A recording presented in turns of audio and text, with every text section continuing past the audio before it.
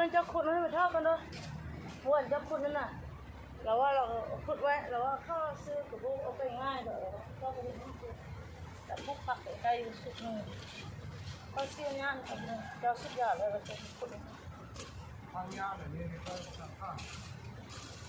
มีร้านเนี่ยจงเนาะมีร้านเนี่ยจงสินั่งจงนั่งต่อยุ่งนั่งเสียยุ่งกระสอนยุ่งกระได้ยุ่งเยอะแยะเยอะในบ้านเยอะ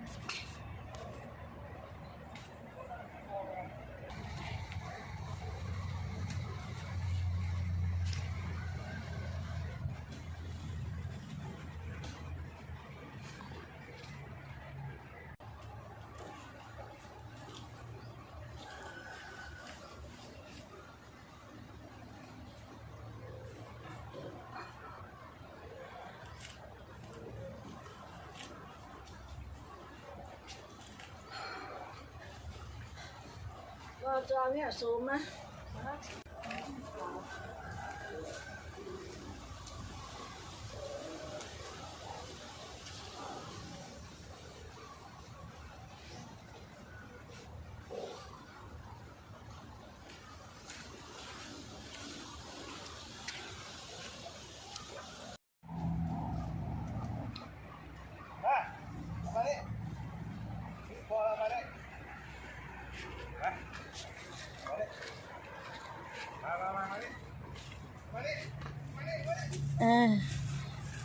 มันได้ลักแล้วมันนี่เหรอ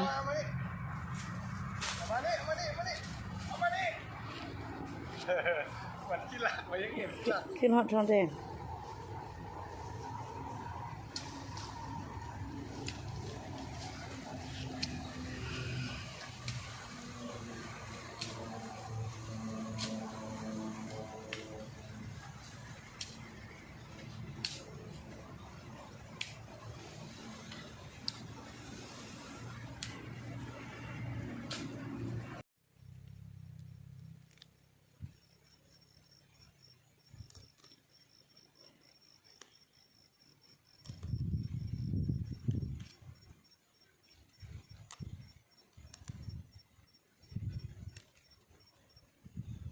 หลับไป